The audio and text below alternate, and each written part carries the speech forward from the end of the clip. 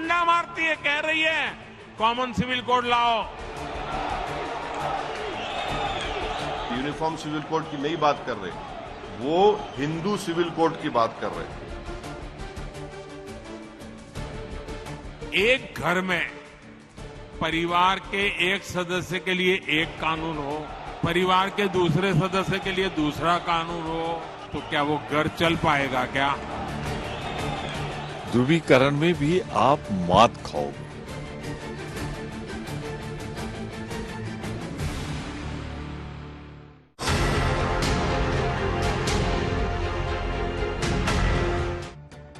नमस्कार, आप देख रहे हैं आज तक। आपके साथ मैं हूं अंजना ओम कश्यप। वक्त दंगल का है। समान नागरिक संहिता पर राजनीति और गरमाने वाली है। इस अग्निकुंड में प्रधानमंत्री मोदी ने आज खुद घी डाल दिया और आग और धधक गया है।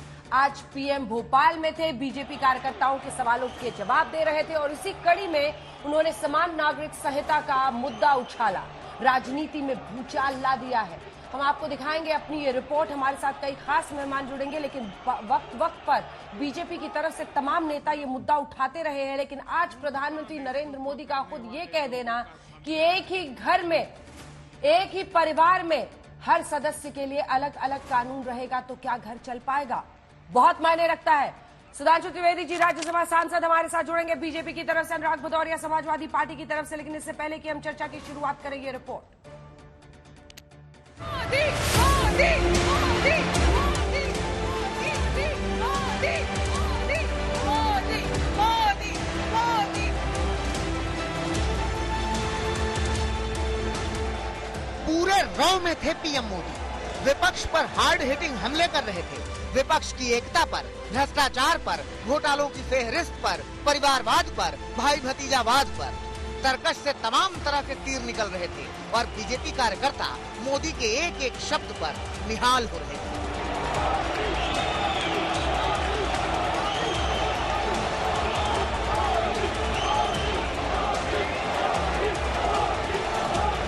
तमाम मुद्दों पर हमला बोलते बोलते पीएम मोदी सबसे बड़े मुद्दे पर आए, समान नागरिक संहिता के मुद्दे पर। इशारे इशारों में पीएम ने जो कुछ कहा, किसी बड़ी पिक्चर के ट्रेलर से वो कम नहीं।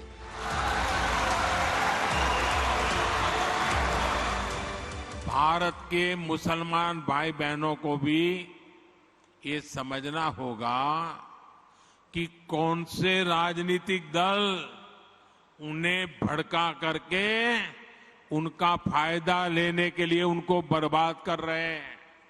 आजकल हम देख रहे हैं कि यूनिफॉर्म सिविल कोड के नाम पर ऐसे लोगों को भड़काने का काम हो रहा है। आप मुझे बताइए, एक घर में परिवार के एक सदस्य के लिए एक कानून हो, परिवार के दूसरे सदस्य के लिए दूसरा कानून हो, तो क्या वो घर चल पाएगा क्या? फिर ऐसी दोहरी व्यवस्था से देश कैसे चल पाएगा?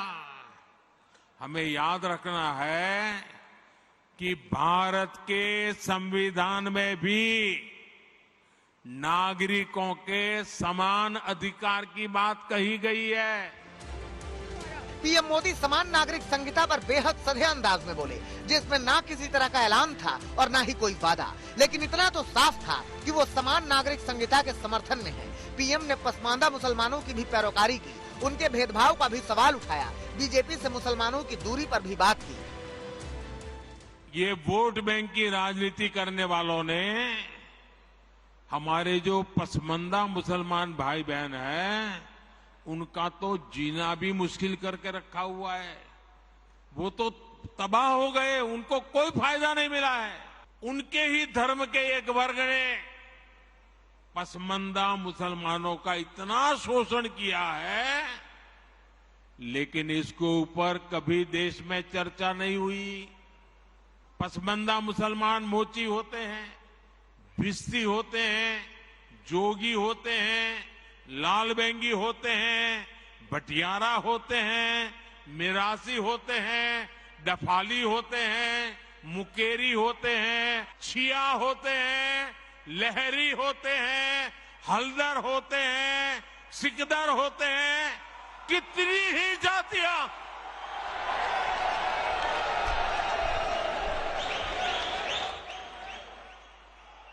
ये सब इतने पिछड़े रहे हैं, इनके साथ इतना भेदभाव हुआ है। समान नागरिक संहिता पर पीएम के बयान के अब मायने निकाले जा रहे हैं। मध्य प्रदेश में मुसलमानों की बेहद ज्यादा बड़ी आबादी नहीं है और जो भी आबादी है उससे बीजेपी को चुनावी लाभ होगा, इसकी भी उम्मीद नहीं है।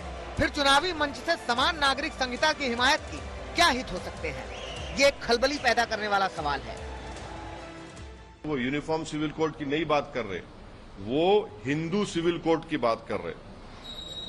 पूरे जो इस्लामिक रेफरेंसेस है प्रैक्टिसेस के, उसको वो इलीगल ट्रीट करेंगे और पूरे हिंदू प्रैक्टिसेस को प्रधानमंत्री अंडर द लॉ प्रोटेक्ट कर लेंगे। हम मुसलमान अल्लाह के अहकामात को जो कुरान पाक में साफ साफ लिखे हैं उसको फॉलो करते हैं। इन अहकामातों से किसी दूसरे को कोई तकलीफ नहीं है। ये हमारे पर्सनल लॉज हैं, इसको अगर खत्म करेंगे तो इसका हम जबरदस्त विरोध करेंगे। कर्नाटक के नतीजे ताजा हैं। वहां कांग्रेस ने मुसलमानों का अपने पक्ष में ध्रुवीकरण कराने में कामयाब रही थी, लेकिन मध्य प्रदेश की हकीकत अलग है। यहाँ कांग्रेस सॉफ्ट हिंदुत्व की तरफ झुकती दिख रही है। प्रियंका गांधी नर्मदा आरती कर रही हैं, कमलनाथ हनुमान जाप करा रहे हैं। तब पीएम मोदी का समान नागरिक संहिता के हिमायत का क्या मतलब हो सकता है? क्या समान नागरिक संहिता के पक्ष में खड़े होने से हिंदू वोट बैंक और मजबूत होगा? कहीं ये मुसलमानों पर चोट से हिंदू वोट के जुगाड़ का दांव तो नहीं? रवीश पाल सिंह, भोपाल, आज तक। तो सुधांशु त्रिवेदी जी कुछ ही देर में हमारे साथ राज्यसभा सांसद बीजेपी का पक्ष रखने के लिए जुड़ेंगे। अनुराग भदौरिया हमारे साथ जुड़ गए हैं, प्रवक्ता समाजवादी पार्टी के। आदिल हसन साहब प्रवक्ता एआईएमआईएम के जुड़ गए हैं। परवीज हनीफ साहब जो कि नेशनल प्रेसिडेंट है ऑल इंडिया पसमंदा मुस्लिम महज के, वो हमारे साथ जुड़ गए हैं। Ashwini Upadhyay ji advocate supreme court के, जिन्होंने ये मुद्दा पहले ही कोर्ट में उठाया हुआ है, वो हमारे साथ स्टूडियो में है। अनुराग जी आपके साथ आज शुरू करते हैं। प्रधानमंत्री कह रहे हैं सामाजिक न्याय के लिए ये है और लोगों को चौकन्ना भी किया है कि वैसी राजनीतिक पार्टियां जो मुस्लिम तुष्टीकरण का कार्ड खेलती हैं वो यूसीसी के नाम पर आपको उकसाएंगी, बहकाएंगी। तो किधर है आप यूसीसी पे? बिल्कुल बिल्कुल बिल्कुल भारतीय जनता पार्टी बिल्कुल सही कह रही है कि जैसे ही चुनाव आएगा हम डिवाइड एंड रूल करने की बात करना शुरू कर देंगे। मैं आपसे पूछना चाहता हूं, देश संविधान और न्यायपालिका से चलेगा कि देश ऐसे ही चल जाएगा कि हमारे मन में जो आया हमने एक बॉल उछाल दी कि चलो बॉल उछल गई, अब सब लोग इस पे हवा में है, इसमें हवा में बहस करते रहो? अरे आपने कोई एक्सपर्ट कमेटी बनाई क्या? अगर एक्सपर्ट कमेटी बनाई है तो आपने कौन सी एक्सपर्ट कमेटी, सुन लीजिए ना, मैं बात पूरी कर लूं। एक्सपर्ट कमेटी बनाई है गुजरात, अरे सुन लीजिए कौन सी एक्सपर्ट कमेटी बनी, वही तो जानना चाहता हूं। उस एक्सपर्ट कमेटी ने क्या ईसाई समुदाय से राय ली, क्या सिख समुदाय से राय ली, क्या बौद्ध समुदाय से राय ली, क्या जैन समुदाय से राय ली, क्या जो हमारे मुस्लिम समुदाय से राय ली? किससे उन्होंने राय ली? ये कोई 2000 का नोट थोड़ी है आपने रात में चालू किया कुछ दिन बाद 2000 का नोट बंद कर दिया। भाई देश संविधान से चलेगा ना। आप मसौदा तैयार कीजिए, अब मसौदा यहाँ पे संसद में लेके आइए, उसमें बहस कराइए, लोकतांत्रिक तरीके से उसमें बहस होगी, बात होगी। अगर वो मसौदा सही होगा तो विपक्ष को क्या पूरे देश को पसंद आएगा? पहले आप कुछ बनाइए तो सही। आप हवा में बॉल उछालते हैं क्या? क्या मैं इसमें मतलब चुनाव का वक्त आ गया तो आपने बॉल उछाल दी? मैं आपसे पूछना चाहता हूं, यहीं पे हुकुम सिंह, सरदार हुकुम सिंह थे ना, इन्होंने जब इसका विरोध किया था, क्यों विरोध किया था? उन्होंने बोला था सिख समुदाय का इसमें हित नहीं दिखाई पड़ता, उनकी संस्कृति से इसमें संस्कृति के ऊपर उनको लगा कि सुरक्षित नहीं है, तो उन्होंने उस समय विरोध किया था। तो मैं इनसे पूछना चाहता हूं, क्या आपने कोई ऐसा मसौदा तैयार किया? जनता के सामने लाइए। आप इस तरह की बातें करके समाज के अंदर में एक ऐसा माहौल मत बनाइए कि आपने एक हमने नहीं हम यूसीसी ला रहे, यूसीसी ला रहे। कहां ला रहे हैं, कब ला रहे हैं, क्या मसौदा है, क्या उसमें आपने किया है, क्या तैयारी की है? लाइए, आप जनता के सामने रखिए, जनता के सामने रखिए, विपक्ष के सामने रखिए, पार्लियामेंट के अंदर रखिए। और एक्सपर्ट कमेटी आपने नहीं बनाई है। मैं कहीं का एडवाइजरी कमेटी, एक्सपर्ट कमेटी में फर्क होता है। कोई भी लॉ मिनिस्टर अपनी एडवाइजरी कमेटी बना सकता है, आप एक्सपर्ट कमेटी बनाइए ना। देश को लोकतांत्रिक तरीके से चलने दीजिए, संवैधानिक तरीके से चलने दीजिए, तानाशाही मत अपनाइए। क्या आपने नोट शुरू किया, आज हमने बनाया तो 2000 का नोट शुरू, कल बनाया 2000 का नोट बंद। सांसद जी 24 में मुश्किल लग रहा है क्या बीजेपी देश है कि क्या चला रहे हो देश के अंदर? यूसीसी पार लगाएगा क्या? चुनाव जैसे जैसे करीब आते हैं कुछ ना कुछ एक अच्छा मुद्दा आप लोग अपने हिसाब से ढूंढ ही लेते हैं। अंजना जी, पहले तो मैं कहना चाहूंगा, भारत को लोकतंत्र की जननी कहा जाता है और सबसे बड़ी डेमोक्रेसी कहा जाता है, पर यह लोकतंत्र की पहेली भी है, जहां समानता का मुद्दा विभेद का माना जाता है और विशेषाधिकार का मुद्दा धर्मनिरपेक्षता का माना जाता है। ये मेरे विचार से एक लोकतंत्र के लिए एक टेस्ट केस है पूरी दुनिया में, कि अगर आप इक्वलिटी की बात कह दें तो यह माना जाता है कि साहब ये तो कम्युनल पॉलिटिक्स हो गई, और अगर आप ये कह दें कि एक कम्युनिटी को पूरी ताकत मिली रहनी चाहिए, सारे स्पेशल राइट्स मिले रहने चाहिए, ये सेकुलर पॉलिटिक्स हुई। अभी आपने देखा किस उद्विग्नता बेचैनी के साथ अनुराग भदौरिया जी बोल रहे थे मसौदा, अरे भाई सैद्धांतिक बात तो करो, ये तो ऐसी बचकानी बात है कि जब अंग्रेजों से मुक्ति पाने की बात करनी थी तो कोई कहे पहले संविधान का मसौदा तो बताओ, पहले बताओ तो कि उसके बाद होगा कैसे, उसके बाद किस किस ढंग के नियम रहेंगे तब बताएंगे ना। पहले सिद्धांत रूप में तय था कि ब्रिटिश सरकार से मुक्ति पानी है, वैसे सिद्धांत रूप में तय था कि भारत को लोकतंत्र होना है, तब मसौदा होता है। और जहां तक मसौदा सिद्धांत रूप में तो आप बताइए, और आपके मुंह से एक बड़ी अच्छी बात निकल गई। अभी आपने कहा कि बौद्धों से राय ली, बीच में नहीं मिस्टर भदौरिया, ईसाइयों से राय ली, सिखों से राय ली। यही तो मैं कहना चाहता हूं। आप मुझे एक प्रतिनिधि बताइए, क्या किसी क्रिश्चियन को प्रॉब्लम है? क्रिश्चियन डोमिनेटेड गोवा में लागू है।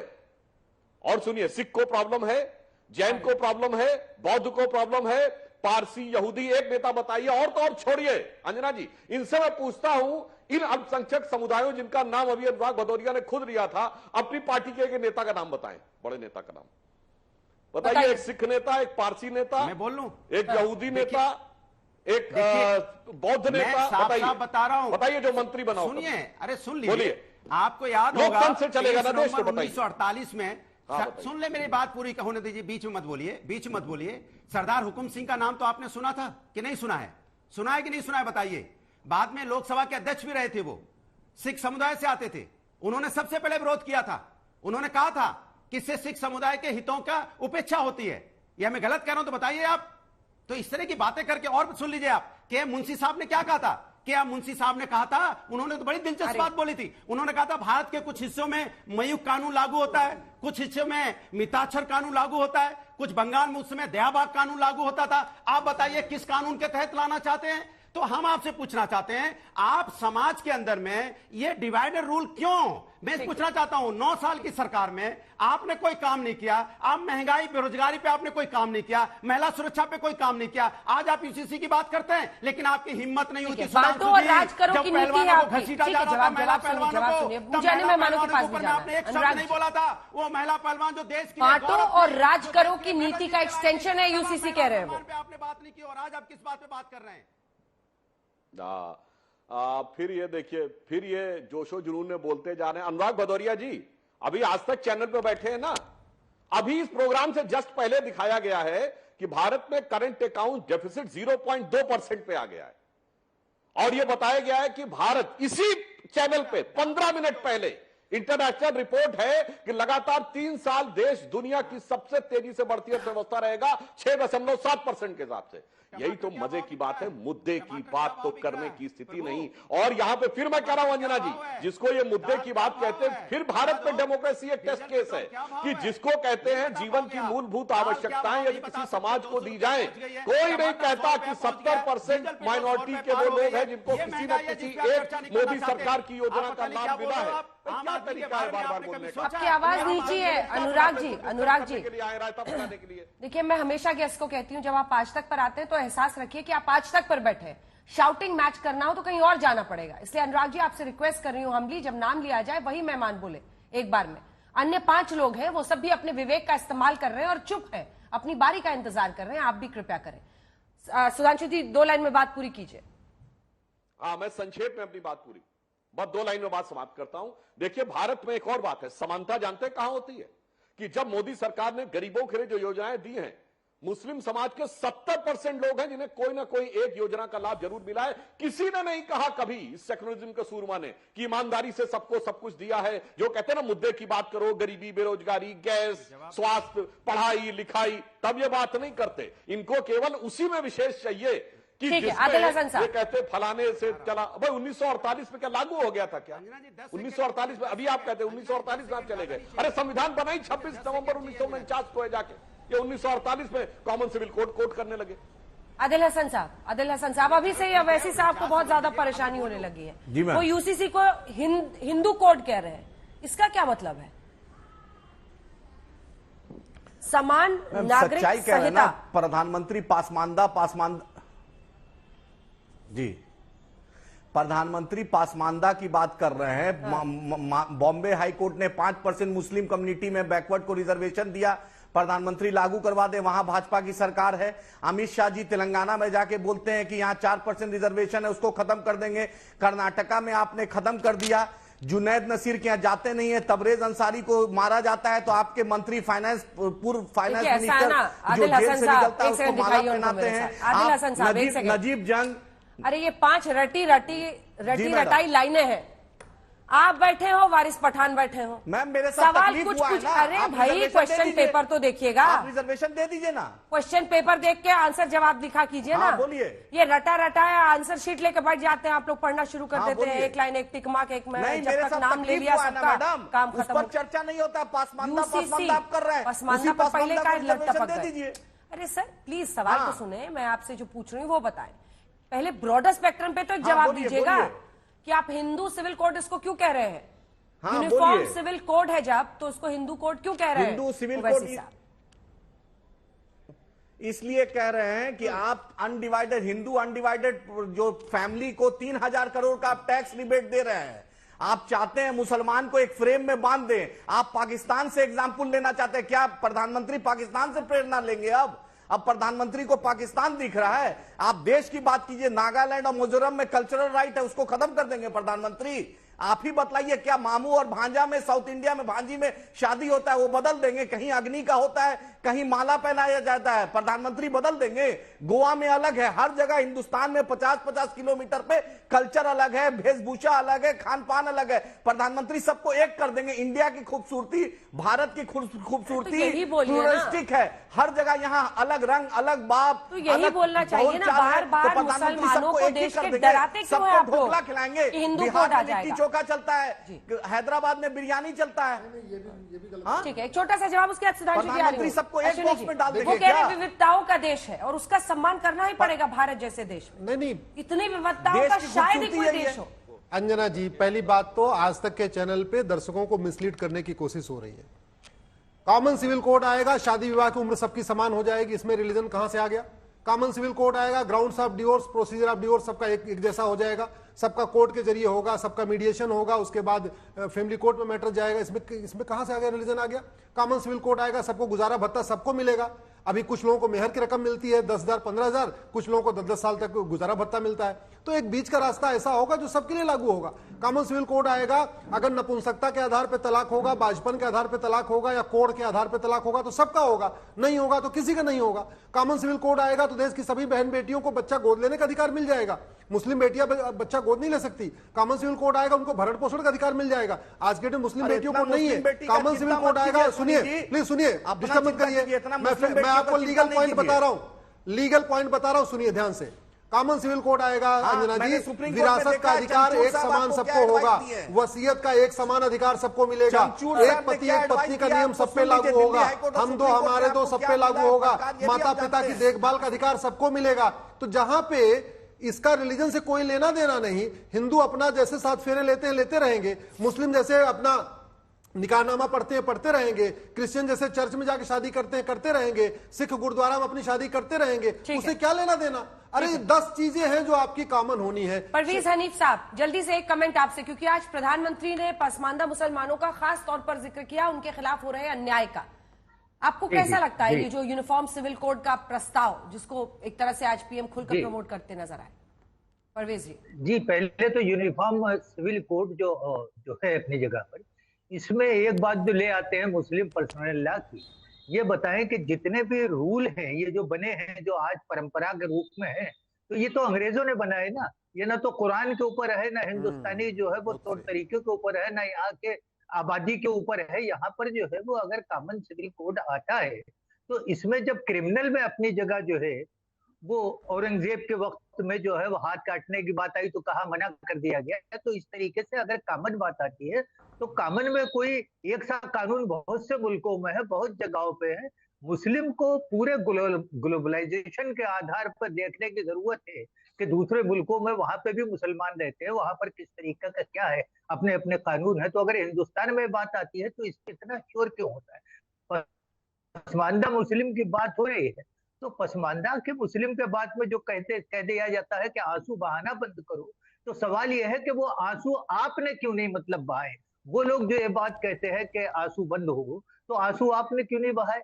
आज 75 साल के बाद में जो है, अगर पसमानदा मुस्लिम की बात, हिंदुस्तानी मूल के मुसलमान की बात हो रही है जो 85% है, तो आज मैं समझता हूँ इसका स्वागत होना चाहिए। एक तरफ से एक कोने से दूसरे कोने तक स्वागत होना चाहिए, न कि उस पर बहस हो। उस पर ये हो कि साहब ये आंसू है, ये कमीशन बन गया, कमीशन पे जो है उसमें हो रहा है कि किसी तरीके से दलित मुस्लिम को ही जो है हिस्सा जो है वो मिलना चाहिए। इसके अलावा जो है वो आप ये देखिए कि अभी एक बात आई कि साहब रोजगार जो है छीना जा रहा है मुसलमानों का, तो पसमानदा मुस्लिम का रोजगार कौन छीन रहा है। पिछड़ी जाति की राजनीति करने वालों ने उत्तर प्रदेश में छीना, दलितों की राजनीति करने वालों ने उत्तर प्रदेश में छीना। उत्तर प्रदेश ऐसी प्रांत है जो अपनी जगह पे मिनी इंडिया है, और यहाँ पर जो है वो 30% में 16% पसमानदा मुस्लिम, तो उनकी बात पर जो है इतना शोर शराबा क्यों होता है, क्यों ये आप ही की तरफ इशारा कर रहे हो अनुराग जी। छोटा सा जवाब दीजिए फिर सुधांशु जी आ रहे हैं। अनुराग जी, अधिकार और समानता और सामाजिक न्याय की अगर बात की जाती है तो इसका स्वागत होना चाहिए। स्वागत होना चाहिए, इसका कह रहे हो सर। सुन लीजिए सर, सुन लीजिए, इसीलिए समाजवादी देखिए समाजवादी पार्टी ने किस रूट पे आ गई। अरे सर एक बार रुकिए सर, मैं बोल रहा हूँ, जवाब दे रहा हूँ सर मैं बोल रहा हूं, एक बार रुक जाइए। मैंने कहा भारतीय समाजवादी पार्टी वही कह रही थी ना कि आप जाति जनगणना, यहाँ पे जाति जनगणना करा लीजिए, और भारतीय जनता पार्टी यही जाति जनगणना का विरोध कर रही थी, जाति का विरोध कर रही थी। अब उसी पे आ गई ना, जो समाजवादी कहते हैं उसी लाइन पे भारतीय जनता पार्टी को भी आना पड़ता है, क्योंकि जनता यही चाहती है। पीडीए की बात की थी हमने कहा था यहाँ पे पिछड़ा दलित अल्पसंख्यक की बात की थी, आज वही बात आ गई ना। तो हम तो पिछड़ा दलित अल्पसंख्यक को आगे बढ़ाना चाहते हैं, हम चाहते हैं मेन स्ट्रीम में आए, इनको अधिकार मिलो जो देना नहीं चाहते। और आप कमाल की बात देखिए, 10 साल से सरकार चुपचाप बैठी रही, अब 6 महीना बचे हैं, तो 6 महीने में मैं बात कर रहा हूं कि 6 महीने में आप क्या कर लेंगे। आपने सिर्फ एक बॉल उछाल दी है, जैसे गांव में कहते थे, अरे हमने एक बॉल उछाल दी है, बहस चलने दो, बहस होती रहेगी, माहौल आपस में गर्म बना रहेगा, तब तक 6 महीने में चुनाव हो जाएगा, हमें करना तो कुछ है नहीं। बहुत गरमा रहे हैं आप सुधांशु जी, सिर्फ चुनाव के लिए जानती है, हवा में उछाल दिया बॉल, अब बहस चलने दो। अरे 6 महीने में क्या कर लोगे प्रभु, क्या कर लोगे 6 महीने में। आप तो जाति जनगणना का विरोध कर रहे थे, अब जाति का विरोध कर रहे थे, अब जब जरूरत होती है तो जाति का सहारा ले लेते हो। अब आप अपने आप को रिपीट कर रहे हैं अनुराग जी रिपीट कर रहे हैं। 6 महीने में आपको कुछ करना वरना है नहीं। सुधांशु जी, अनुराग जी जो बोल रहे हैं सिर्फ मुद्दा गरमा रहे ताकि चुनाव में सेक सके। देखिए अनुराग जी जो बोल रहे थे अंजना जी, और इनकी हाथ की भाव भंगिमा और हाथ के जो मूवमेंट, ऐसा लग रहा था खुद ही बॉल उछाल रहे हैं, उछाल के कैच करने की कोशिश भी कर रहे हैं, ऐसा लग रहा था। तो गंभीरता कितनी है वो दिखाई पड़ती है। अब मैं इस बात के ऊपर एक तथ्यात्मक आधार के ऊपर जवाब देना चाहता हूं। पहली बात यह, जैसा अश्विनी उपाध्याय जी ने कहा, भाई अगर शादी विवाह की उम्र एक हो जाएगी, जैसे शादी करनी हो करिए, इसमें कौन सी रोक है भाई। अब 9 साल की उम्र में मुस्लिम बच्चियों को शादी होने से छुटकारा मिल जाएगा, इसमें कौन सी समस्या है। चलिए दूसरा पॉइंट कहता हूं कि अब सबको ही एक पति एक पत्नी होगा, इसमें कौन सी समस्या है। फिर जैसे शादी करनी हो करिए, 4 बीबी वाली बात से छुटकारा मिल जाएगा, इसमें कौन सी समस्या है। और दूसरी बात जो आदिल हसन साहब ने कहा, मैं ओवैसी जी को बताना चाहता हूं, जनाब क्या बात कर रहे हैं, हिंदू कोड में ये हिंदू लॉ लागू किया जा रहा। अरे कुर्बानी तो हिंदुओं ने दी है, कारण इस्लाम में और क्रिश्चियनिटी में तलाक का विधान तो है, हिंदू धर्म में तलाक नाम की कोई चीज है ही नहीं।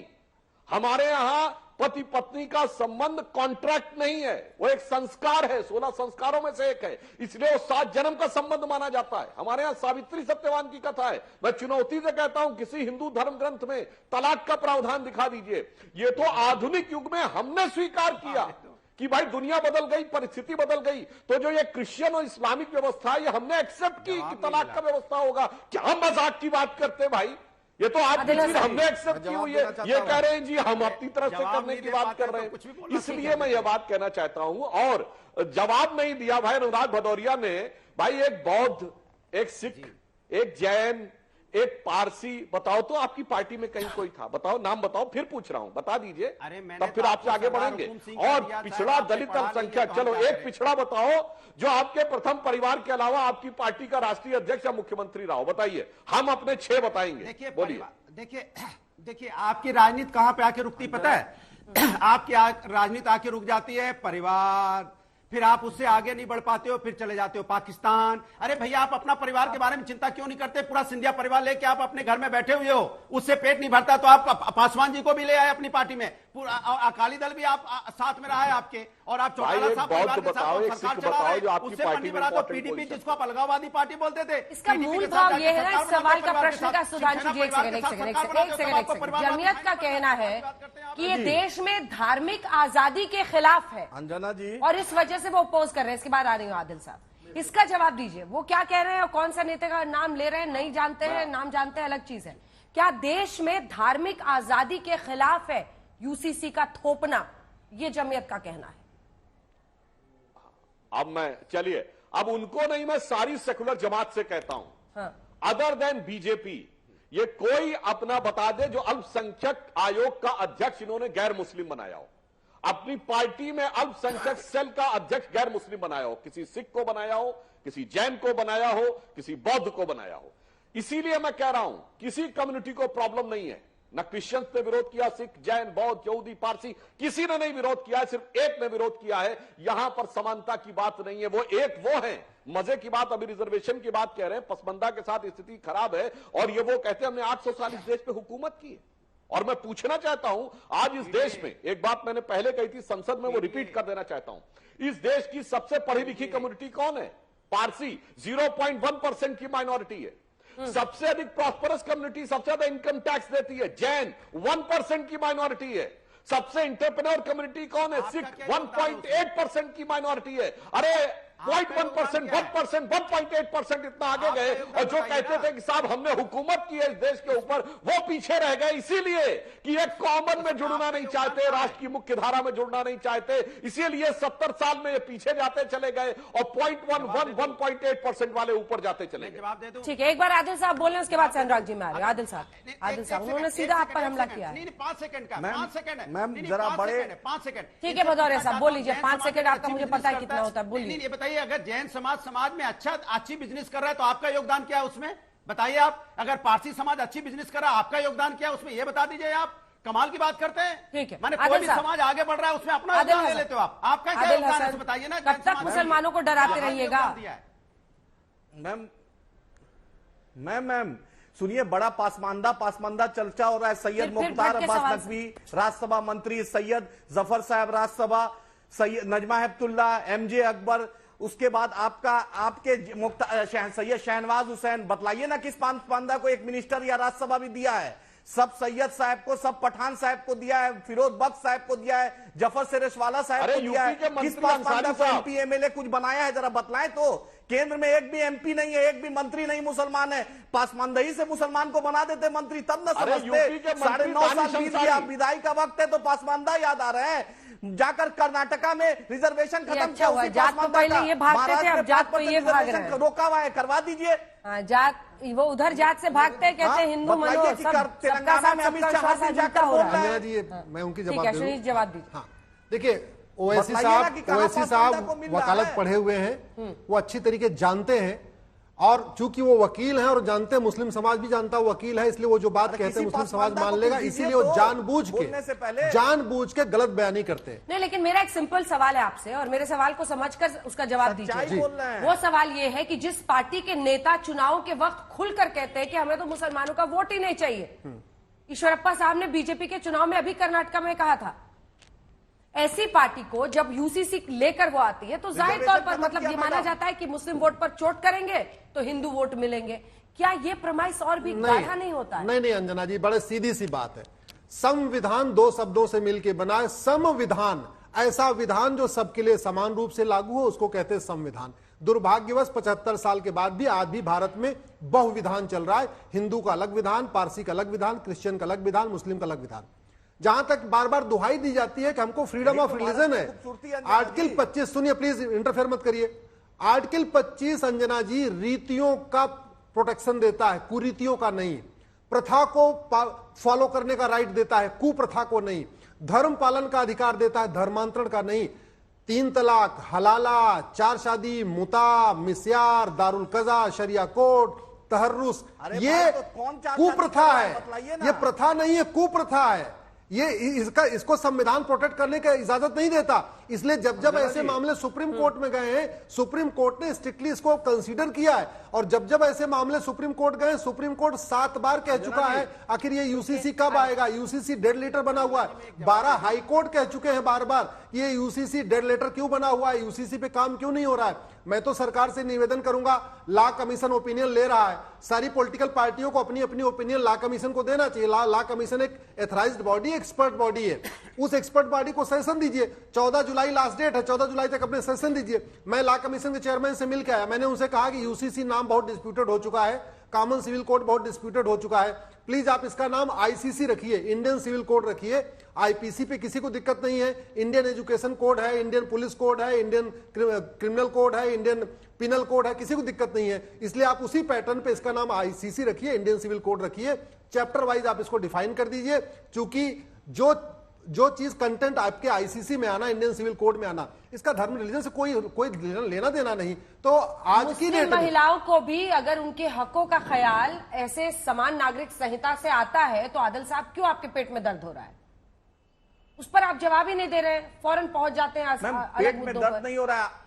नहीं सुनिए, सुना जाए मैडम, आप जो नेशनल फैमिली सर्वे है उसको डाटा निकाल दीजिए, कौन कितना शादी किया है। हम अगर दूसरी शादी करते हैं उसको इज्जत देते हैं, उसको अपने जायदाद में हिस्सा देते हैं, उसके बेटा को अपना नाम देते हैं। हम छुप छुपा के शादी नहीं करते हैं। अच्छा है, एक सच्चाई, हम छुप छुपा के शादी नहीं करते हैं। अगर 9 साल में कोई निकाह नहीं कर रहा है तो कोई दिक्कत ही नहीं, 18 साल 20 साल तो छुप छुपा के नहीं करते। अभी सुधांशु जी जन्म जन्मांतर की बात कर रहे थे, जरा गुजरात का रुख कर लीजिए और जन्म जन्मांतर का वहां भी पाठ पढ़ा दीजिए तो अच्छा रहेगा।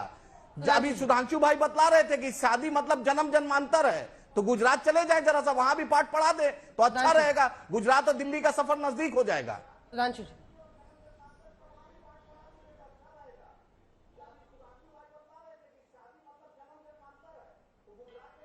सुधांशु जी,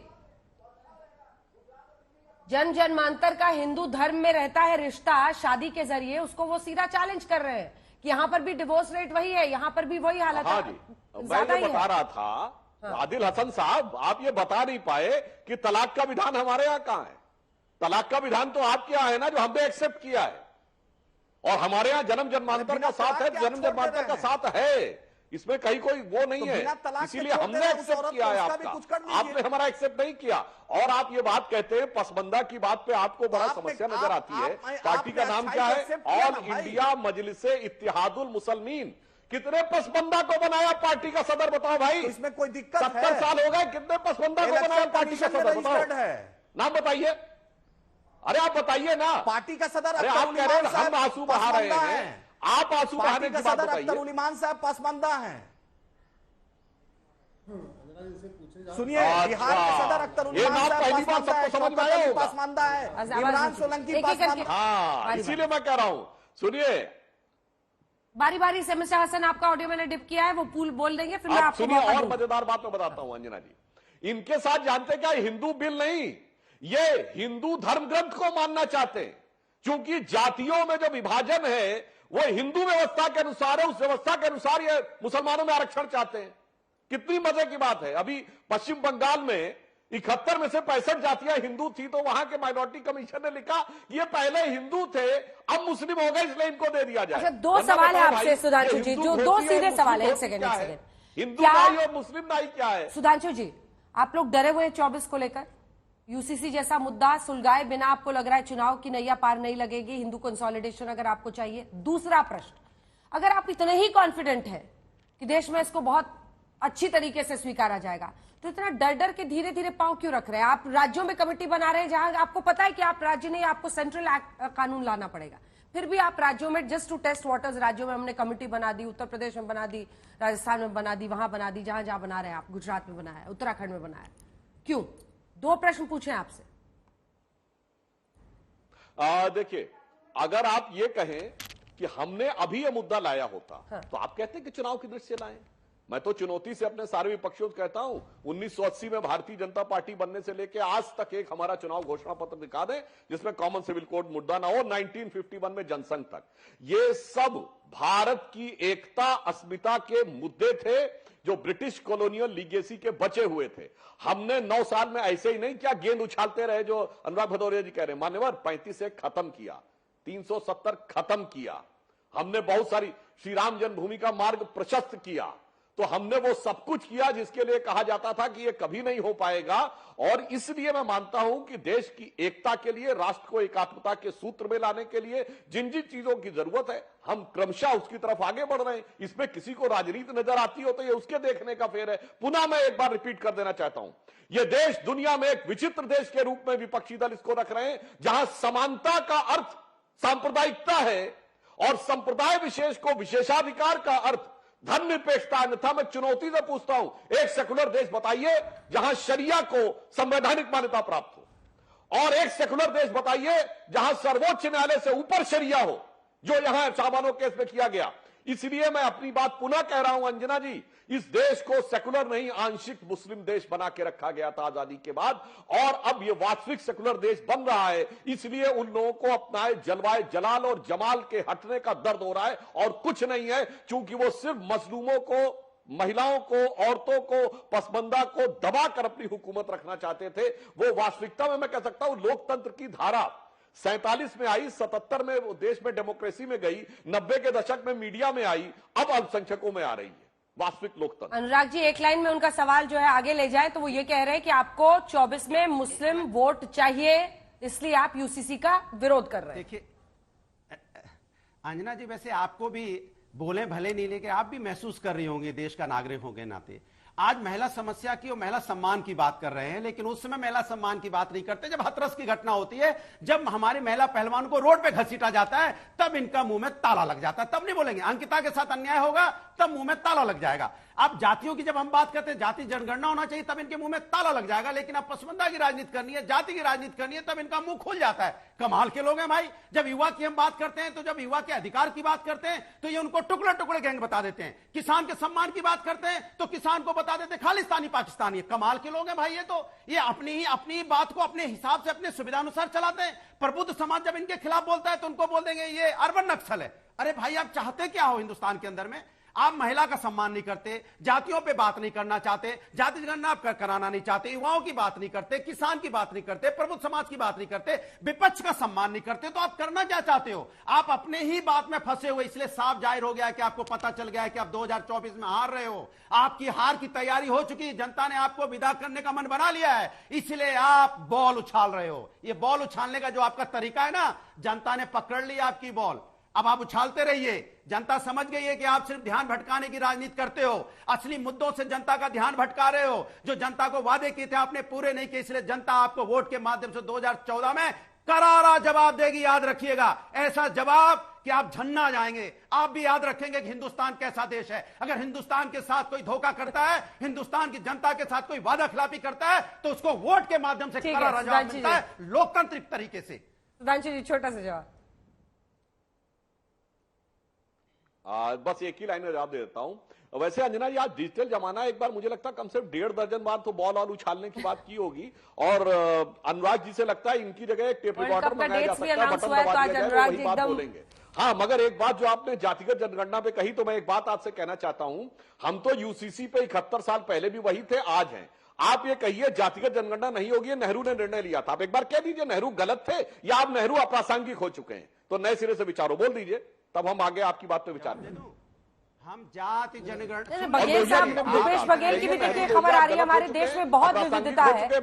वो छत्तीसगढ़ में आदिवासियों का जिक्र कर रहे हैं। सुधांशु जी, आप इसका छोटा सा एक जवाब दीजिए 4 लाइन का। वो कह रहे हैं कि जो आदिवासी, सबकी अपनी अपनी रीतियां हैं, आप सबको कैसे बांध पाएंगे? इसमें अंजना जी रीतियों से कोई लेना देना नहीं है। कोई भी जो धार्मिक रीति है उसका कॉमन सिविल कोड से कोई इंटरफेरेंस होगा नहीं। 7 फेरे जैसे होंगे, मंगलसूत्र जैसे पहनाया जाता है पहनाया जाएगा, सिंदूर जैसे लगाया जाता है लगाया जाता है, फूफा जैसे बुलाए जाते हैं वैसे बुलाए जाएंगे, जीजा बहनोई जैसे बुलाए जाते हैं वैसे। उनके अपने नियम है छत्तीसगढ़ में आदिवासी। कोई नहीं, समय के साथ सब बदलते हैं। जो आदिवासी थे आज की डेट में बैंक से जुड़ चुके हैं, उनका जनधन खाता खुल चुका है, वो बैंक जाते हैं। जिन्होंने कभी बैंक नहीं देखा था, बस अपनी बात खत्म कर रहा हूं, मैं सीधी सी कह रहा हूं, सेकुलरिज्म और पर्सनल लॉ ये कभी एक साथ नहीं चलते। पूरी दुनिया में एक भी आप सेकुलर देश बताइए जहां पर्सनल लॉ होता है। और भारत की परंपरा तो नारी तू नारायणी की थी। भारत की परंपरा में गृहिणी कहा जाता है। अंजना जी, गृहिणी जैसा शब्द आपको किसी भाषा में मिलेगा नहीं।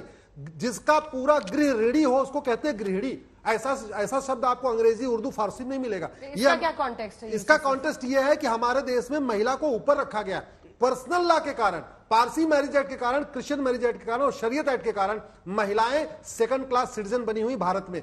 हिंदू मैरिज एक्ट नीचे नहीं रखा गया, बराबरी मिल जाए वही बहुत है, वही नहीं हो पाता है इस देश में। सुधांशु जी। और वैसे हमारे यहाँ तो सदैव से बराबरी थी अंजना जी, और बराबरी नहीं, हमारे यहाँ एक स्टेप आगे थे। हमारे यहाँ माता पिता बोला जाता है, हमेशा मां को आगे रखा जाता है। हमारे यहाँ सीताराम बोला जाता है, राधे कृष्ण बोला जाता है, गौरी शंकर बोला जाता है, लक्ष्मी नारायण बोला जाता है। खैर वो विषय छोड़िए, मैं सिर्फ ये बात कहना चाहता हूं जो परंपराओं की बात है, जैसे अश्विनी ने बहुत स्पष्ट किया कि परंपराओं में कोई हस्तक्षेप नहीं होगा। मगर अंजना जी आज आश्चर्य होता है, बड़ी मजेदार बात, ये ट्राइबल्स का उल्लेख करते हैं, अनुसूचित जनजाति का उल्लेख करते हैं कौन लोग? जो कहते थे हम तो बादशाह आलमगीर थे, हम तो जिले इलाही थे, हम तो हुक्मरान वक्त थे, हम तो हुजूर नवाब थे। वो लोग आज कहते हैं कि हमें ट्राइबल से कंपेयर करो। साहब, कुतर्क खोजने की भी हद होती है किसी भी चीज को। और ये बात पुरानी नहीं कही, अभी कही है, कुछ साल पहले, और जब तब कहते रहते हैं। और फिर तिनके की ओर पे पहाड़ छुपाना किसे कहते हैं? ट्राइबल्स के से तुलना करते हैं। और यह स्पष्ट है कि ट्राइबल हो, एससी हो, एसटी हो, कोई हो, हिंदू हो, सिख हो, जैन हो, बौद्ध हो, किसी की धार्मिक 9 साल में क्यों नहीं लाए? हस्तक्षेप नहीं है, केवल सिंपल सी एक 9 साल में क्यों नहीं लाए? वो नहीं लाएंगे, हार का डर सता रहा है। अंजना जी, अगर हमने अपना एक भी मुद्दा न पूरा किया होता तो कहते कोई बात नहीं। बहुत दिन हमको यह भी सुनाया गया ना, रामलला हम आएंगे, मंदिर वहीं बनाएंगे, तारीख नहीं बताएंगे। अब तारीख भी बच गई। बहुत दिन तक कहा गया धारा 370 ये हटा ही नहीं सकते, खूब कहा गया 35 से ला ही नहीं सकते। पहले अब हमें क्षमता मिली, हम धीरे धीरे 24 के पहले लाएंगे। हटाया कि नहीं? हज सब्सिडी खत्म की कि नहीं? सांसद जी 24 के पहले लाएंगे जी, 24 के पहले ले आएंगे। देखिए, लॉ कमीशन एक विधिक संस्था है, वह अपनी प्रक्रिया जैसे पूरी कर लेगी उसकी वैधानिक और तकनीकी जानकारी आप लोगों को भी स्वतः मिल जाएगी। आप सभी का बहुत धन्यवाद हमारे साथ इस बहस में, दंगल में जुड़ने के लिए। देश दुनिया की बाकी खबरों के लिए आप देखते रहिए आज।